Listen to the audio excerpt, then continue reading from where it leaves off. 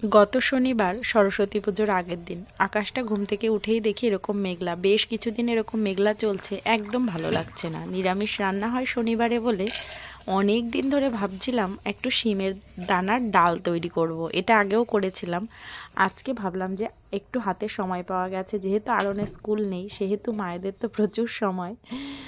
আর সকালবেলা উঠেই যে হেলদি খাবারটা ইদানিং শুরু করেছি সেটা হচ্ছে নিম পাতা আর কাঁচা হলুদের রস। এটা করতে প্রচুর ঝামেলা হয়, সপ্তাহে 1-2 দিন চালিয়ে নেওয়ায় আমাদের মতো কর্মরতা মহিলাদের ঠিক। শিমের দানাগুলো এরকম সিদ্ধ হয়ে গেছে, তো ভাবলাম একটা একটা করে এইভাবে টিপে টিপে দানা বের করে নিই। এই কাজটা কিন্তু মোটেই কেউ করতে চেয়েও না, কারণ খানিকক্ষণ করার পরে দেখলাম আমার অর্ধেক সময় প্রায় শেষ।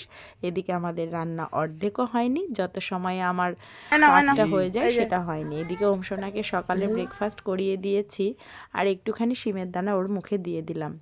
বৌমারা কি আর শাশুড়িদের সঙ্গে কাজ করে পারে? শাশুড়িদের চটজলদি কাজ দেখো, এইভাবে চটকে চটকে শিমের দানা থেকে ডাল বের করে দিল। আর তারপর আর কি, ওইখানে আমার কাঠের উনুনে ধুমধুম করে জ্বালিয়ে এবার রান্না শুরু করে দিলাম। আর চারিদিকে মেঘলা ওয়েদার থাকলে মনটাও যেন কেমন বিষণ্ণ থাকে। তো এইখানে তাড়াতাড়ি করে আমি এখানে দিয়ে দেব হচ্ছে লবণ আর হলুদ। এই রান্নাটা কিন্তু একটা অথেন্টিক রান্না, ভীষণ ভালো লাগে। যারা খাওনি তারা অবশ্যই খেয়ে দেখতে পারো। আর এটা এর পরদিন আমি ট্রাই করব হচ্ছে মাছের মাথা দিয়ে। আমি এটা ছবিতেও দেখেছি আর অনেকের কাছে শুনেওছি যে এটা নাকি একটু ঘন করে করে মাছের মাথা দিলে খুব ভালো হয়। মশলার মধ্যে সামান্য জিরে আর একটু আদা দিচ্ছি আর কাঁচা লঙ্কা বাটা।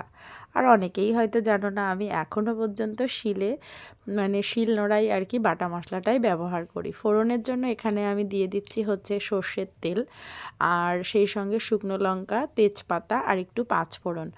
এটা একটু পোড়া পোড়া হলে তারপরে বেটে রাখা মশলাটা এখানে দিয়ে খানিকটা একটু ভাজা ভাজা হলে পরে তাতে একটু এই ফোড়নটা দিয়ে তারপরে ডালটা দিয়ে দিতে হবে। রান্না আর আমি কী শেখাবো, আমার চাইতে তো অনেকেই ভালো পারে। আমি যেটা করতে পারি সেটাই আমি সবার সঙ্গে শেয়ার করলাম। আর যত যাই বলো, কাঠের উনুনের রান্না কিন্তু যেমনভাবে করো তেমনি কিন্তু খুব টেস্ট হয়। আর কাঠের উনুনে বেগুন পোড়া সেটা না হলে কি চলে? আজকে শনিবার বলে কথা, দেখো কেমন ফেটেছে বেগুনটা।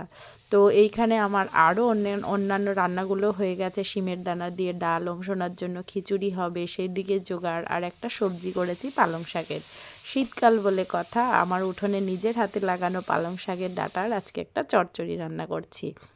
এখানে বেগুনের ছালগুলোকে সুন্দরভাবে ছাড়িয়ে নিলাম, যেন ওনাদের কত আঁচড় লেগেছে।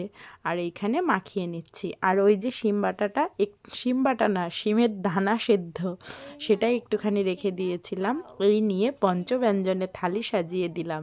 দেখো সোনা ওর পাপার কোলে বসে কি সুন্দর খাচ্ছে। আজকের ব্লগটা এখানেই শেষ করছি, সবাই ভালো